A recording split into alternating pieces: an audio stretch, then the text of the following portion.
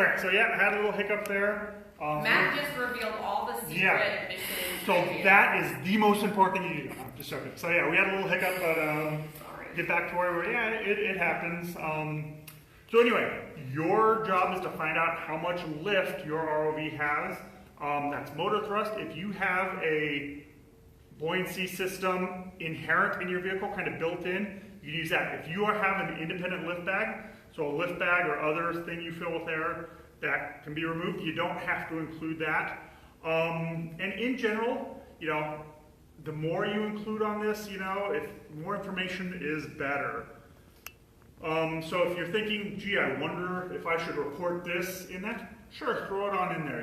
Again, the more information we know is better. And again, you don't need a certain amount. We're not looking to, you don't need a certain amount to get points. We just want to know what it is. Okay? So you're going to report that. And this actually may be something, it's not in the manual, but this also may be something that we require beforehand, to turn in beforehand, just so we have it there and know that you've been thinking about this. So the next thing is you are going to take some measurements of the cannon. Now how you take the measurements is up to you, but the judge either needs to see a measurement or really understand. I know a lot of teams do estimations and things, but again, talk to your station judge and let them know. I'm going to do something simple. I'm just going to use a ruler. So here's our cannon. I'm going to come down and go, okay, we're about 40 centimeters to there, plus 26 and a half more. So we're going to call this, oh my gosh, I have to do math, 66.8 centimeters is what we put down. So that would be what the length is. Then you are going to get some of the outer diameters. And we're going to start, which I believe would be R3, the outer measurement of the largest end. So this is the largest end. I'm going to come down. I want to do a radius. So the radius is 6.7 centimeters. Then I'm going to come over and get the outer radius of this end, which in this one is 3.4 centimeters. And then the bore diameter, so the bore is the hole on the inside. I'm going to get that, and we'll call that one 2.3 centimeters. So you're going to get all these measurements, and there's going to be four. There's going to be the length, the radius of this side, the radius of this side, and the bore radius. Okay, and you're going to report those to the judges. Now, once you get those, the judge is going to hand you some actual cannon dimensions. And the reason we're doing that is because when I was playing around with this, I found that even by mismeasuring just a little bit, even a couple millimeters, which is within our range for getting full points, doing calculations with that, the volume can increase or decrease quite a bit. So we're just going to give you some measurements. So, for example, on this one, and actually we are going to do this over here, so I can get on the computer, and I think my water's over here somewhere. You're going to get an actual length, R1, R2, and R3. And then you need to use these numbers to calculate the volume. So you can use a computer program. You could do it by hand or a calculator. I have it up on a program. I'm going to use Excel. And I've done this beforehand. So you can come in with a program. And now all I have to do is type in length, 214. I'm doing this all in centimeters. Outer radius is 12. Bore radius is 9. Outer radius R3 is 17. And that's going to return an answer to me. So I would tell the judge the cannon volume is 88,295.4 centimeters cubed. Okay? You report that to the judge. They'll tell you when you're within range. A few notes about this. As you're doing these calculations, you should know that the number pi is involved in this. You can use the full value if you decide not to. I recommend using at least 4 or 5 significant digits. When I did some tests, if I just used 3.14, the range of the cannon was, well outside the range that we give you. So don't use that. But what I found when I used 3.14159, it was actually about well less than 0.1 cubic centimeters off the actual value if I'd used the full pi. So just remember that if you're doing this, and you don't use a full pi, use enough significant digits so that you're close. And if you're like me and like math, you can play around and have way too much fun with this. Hey, Matt, I got a couple of Okay. questions, and this was one that we didn't answer, get a chance to answer before the glitch. So the question was, do they have to measure the pH underwater in situ, or can they take a sample, return to the surface? Okay, so you have to measure it in situ, so you cannot return a sample to the surface. You could return a sample to something on your ROV and measure it there on the ROV, but it has to be down in the pool in the water, so you know you can't bring it back up. And then the units you should use are always centimeters, right? For measuring? Yeah. Yeah, for measuring, yeah. So in a minute when I get to the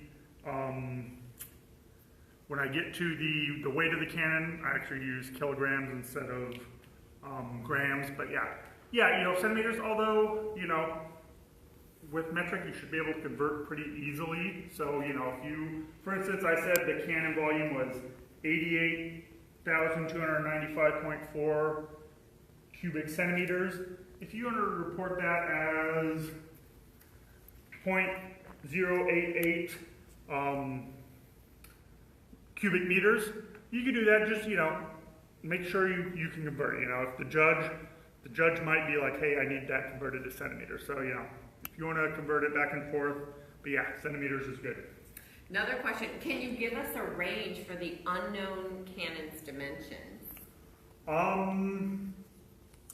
Are you asking for the paper we give you, or the cannon that's in the water? I would suspect that the Okay, yeah, cannon is in the water. Not really, but again, it's I know a Ranger class said this, and we don't really have a minimum or max, but it's not going to be tiny, and it's not going to be. Well, they should look at what you built it out of. Yeah, right? I built it out of PVC. It's not going to be so long that it's stretching halfway across the pool. Sorry, one more thing is, when you're doing the calculations, you are assuming that this is a section of a cone. So if you look at the cannon, it's not a section of a cone, it's a bunch of cylinders and some sections of cone. But you are going to assume the entire thing is a section of a cone like it says in the manual. Okay. There's some questions about lifting the cannon, but I know you're going to get to that. So just hold on for a second, and you'll get to all these. So we've got the volume of the cannon. The next thing you're going to do is look on the cannon right over here, and you're going to look for the mark stamped on it. So, Newman, if you look right here, you'll notice this one is BFIC. Okay, so then you're going to come, and there's a cannon handbook. Again, it says Ranger on it, but it's the exact same as Explorer. And on the back of this, you have 4 foundries, and you're going to see BFIC means it's the Bologna foundry, and there's some information about it, but that's all you have to do is tell the judge, hey, it's this one. Okay? And you'll get points for that. Then you need to calculate the weight in water of this cannon, and that's where you're going to look at the information here. And for this foundry, the cannon was made out of iron, it says it right there. And we have a specific gravity for iron, so I'm going to type that into my program, 7.87. And again, we publish this on the competition website, so you can get this and play with it. It's not going to change. And what that does is, at least my program, with the volume and the composition, the specific gravity of iron that it's made out of, you can calculate its weight in water. And for me, I calculated that as 606.6 kilograms. And just one hint about this is remember Archimedes' principle when you're doing these calculations. Okay? So you would tell the judge the wet weight. Now, of course, that cannon in the pool is not 606 kilograms. So once you do that, the judge is actually going to give you the actual weight of that PVC cannon with the weights inside it in the pool. So in this case, the judge is going to give you one, and 82 newtons, which means it would take 82 newtons of thrust to lift this. And then you're going to use this number and the number you know of how much the lift capacity capability of your ROV and compare them. So essentially you need to tell the judge, yes, I have, my ROV has this much lift, the cannon weighs this, I have enough lift capability that I can just pick up this cannon and move it. Or you can say, nope, I don't have enough to lift it, I'm going to need something else, a lift bag or something else to add to it. Now again, there is no right or wrong answer here. We just want you to compare them, and you're going to have to do the math. So for instance, if the cannon down there weighs 82 newtons and your vehicle has a lift capability of 54.3 newtons, you'd do the math and tell the judge the difference. I'm not going to do the math in my head. It's way too late for that right now. Okay? Can you take a couple of questions? Yes. Is it a good time? Okay, is the cannon balanced? The cannon is not going to be balanced. So I'll get them as balanced as I can, but I'm getting weights in there, especially if I have to get it heavy enough for the Explorer class. I'm stuffing weights in there everywhere I can. Yeah, make it tough for you guys. The local I'm assuming they're talking about the Egyptian regional competition, provided us with dimensions of the cannon they are using. Are ours going to be the same? No, I have no idea what they put out there. But yeah, for those teams that win the Explorer regional competitions, for those teams, when you get to the international, no, I'm not going to give you the dimensions. You got to measure those. And then is it possible that the marking on the cannon is at the bottom? No, it's going to be on one side or the other. So yeah. So I have somewhat balanced the cannon so they don't roll very much. So all the weights are on the bottom, but it's not balanced forward and back. And I think you covered this, okay, but maybe not. Can we use the lift bag only to lift the cannon? I'll cover that in a minute. Okay? Sorry. Or maybe you'll ask in a minute if I don't cover it. Okay, so once you've done all that math, or again, if you want to skip all that math, you can, but once you start lifting operations, trying to get this up off the bottom, if you haven't done any of the math calculations, you can't go back to them. But then the goal is, you got to get this up and back to the surface. So how you've done it is up to you. So yes, you could, if your ROV has enough thrust to lift this, that's great. You can grab onto it, lift it back. If you want to attach a lift bag, that's great. Now, there are no attachment points really on here. We don't have a U-bolt on here, any grab points. I know online a team asked, hey, is this going to be included? And actually, if you look down there, I've got weights right in there. So reaching in here and trying to hook something in there is probably not going to work well. But, again, your goal is to get this back up into the surface. So if you want to attach a lift bag, that's fine. If you want to use your motors, that's fine. If you want to use your motors and your lift bag, that's fine. What you can't do is pull this by hand. So no human muscle, you can't attach a rope to this and have someone on the side of the pool using their muscles to pull it back. Okay? So I think the question was, can you only use a lift bag? So yeah, if you want to use a lift bag to lift it up, that's great. But you have to get it back to the side of the pool somehow. And again, you can't pull on it, so probably going to be your ROV. I don't know. I haven't thought of another way to get it back. Okay? More questions. Okay, let's go. Ready? Questions. If we lift with a lift bag, should it be totally under control from the primary ROV? No. If you have the lift bag and fill it and it shoots up and your ROV is still down there, that's fine. Not quite sure what you mean, but if your ROV goes up with it, that's fine too. If you are using motors and lift bag, not quite sure if that answered your question, but if not, ask again. What's next? Okay, Ahmed. Hello, Ahmed. He says hello, Matt and Jill.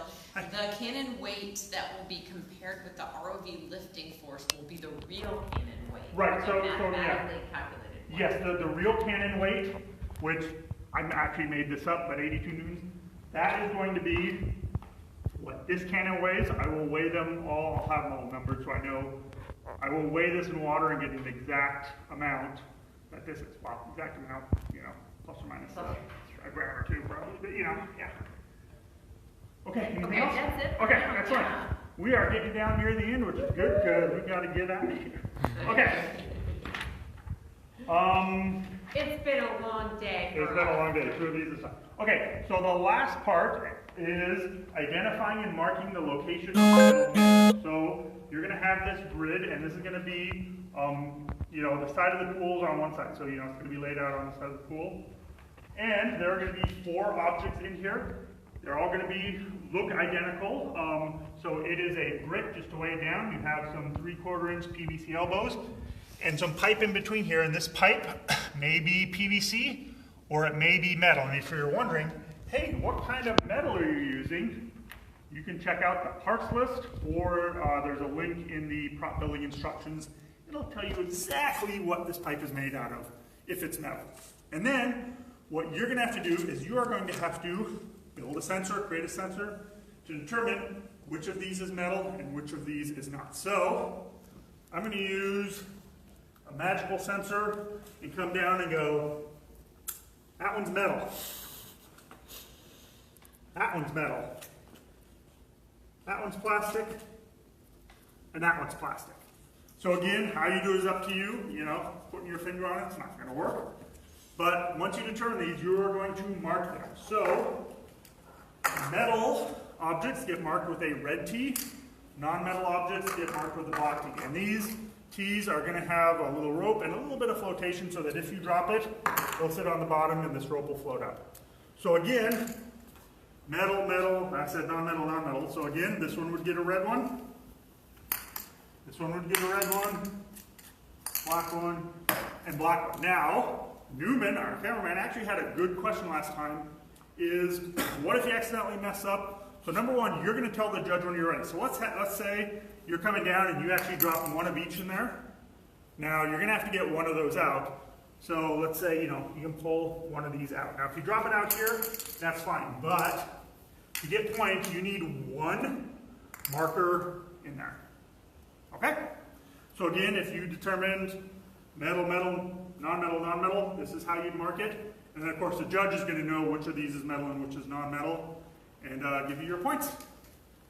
Okay, so that is it for the missions. We'll get some questions up. All right, how close to the surface should the cannon come to get the points? You have to get to You got to get the side of the pool. So you have to have this on the side of the pool.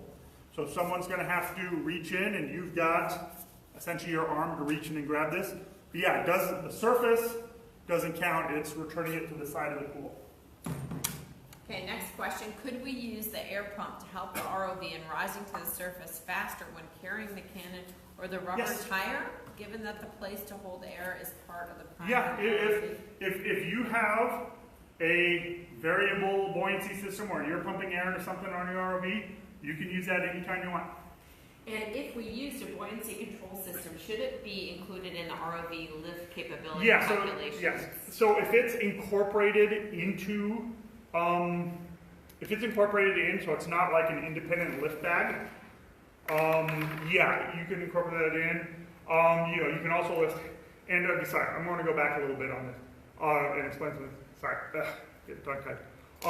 The more information you put in is great. So let's say you've done all your calculations and your lift capability is 61.3 newtons of thrust up. Don't just say, hey, it's 61.3. What I want to know is, you know, you've got 3 thrusters aiming up. Each thruster is at 20, so that's 60. We also have this that gives us, you know, so be detailed in that, as detailed as you can be. So if you had a variable buoyancy system, put that and say, hey, you know, if it's all the way full, we get this much lift.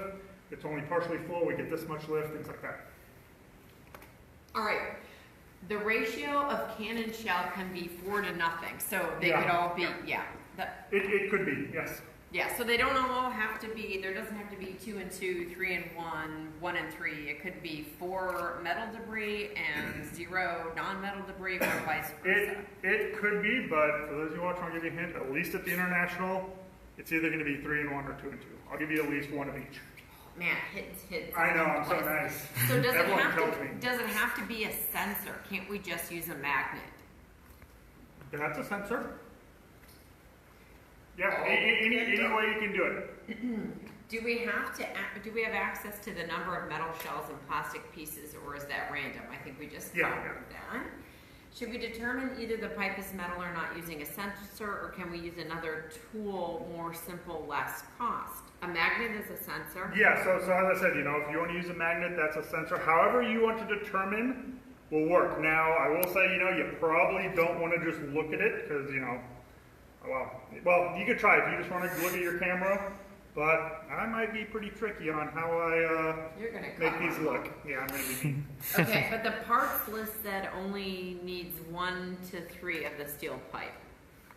Yeah, and as I said, at least at the international, of these 4, only 1 to 3 are going to be metal. The other 1 to 3 will be plastic.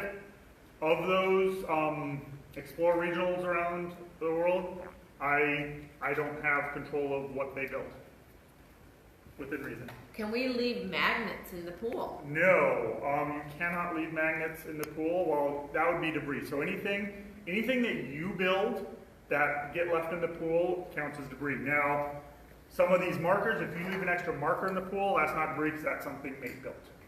Got it. Okay, That's any it other for questions? right now. Okay, Yeah. I'm sure there'll be more, and again, if you got questions, now's the time to get them in because we are wrapping this up.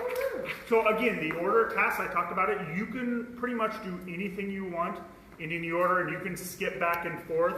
You know, some of the exceptions are, if you start lifting the cannon, you can't do any more math. But other than that, at least for Explorer, I think things are pretty much free. You can do whatever you want to do. I think I said this earlier, but you can carry down multiple objects and bring back multiple objects at once. Dropping items into the pool to retrieve them. So I know some teams, instead of carrying things down, like to drop them in the water and go pick them up. And that is allowed provided you're dropping it straight down off the side of the pool. So for this, the it has to go in there and square. You couldn't toss this out and hope it lands in here, but if you said, hey, I want to grab this down the bottom, you could drop this right down to the bottom. Now, if it happens to land like that, that's now on you to pick that up. Okay? But again, you could drop that out. The exception is the fish, because the minute, if they're in the water, not in a container, they're going to swim away. The rules, pretty much the same as last year. You're using the Anderson SDS50 power connector. You must have a fuse. It's got to be a little fuse. It's got to be within 30 centimeters of that Anderson connector. Your motors need to be shrouded, with the exception of the micro ROV motor. If you're using fluid power, follow all those rules. Read those rules carefully, pass the fluid power quiz, and you can use that. And that is about it. Any more questions? Questions came in. When lifting the cannon, are we allowed to bring a mechanical device down to assist with the attachment? If so, can we power that mechanical device under the same rules as the non-ROV device? You're going to have to post that to the forum, and our technical core judges will discuss that. So. Yeah, thank you, Mark. That's we question. always get good challenges here. You guys ask really great questions. So, Mark, please post that to the FAQ board. Another question, the last question regarding the endoscope. Please, can it be attached to a vehicle only used as a camera? It won't be the micro ROV itself. So can they use an endoscope as a camera? Yeah, if you have an endoscope camera, you could use that. Again, it can't be the micro ROV. It can't go in here. So to look at the muddy flow, that's got to be your micro ROV. But if you want an endoscope camera on your vehicle, that's fine. Again, it has to be waterproofed. And all cameras, as it says in the manual, all cameras need to be powered from the mate supply.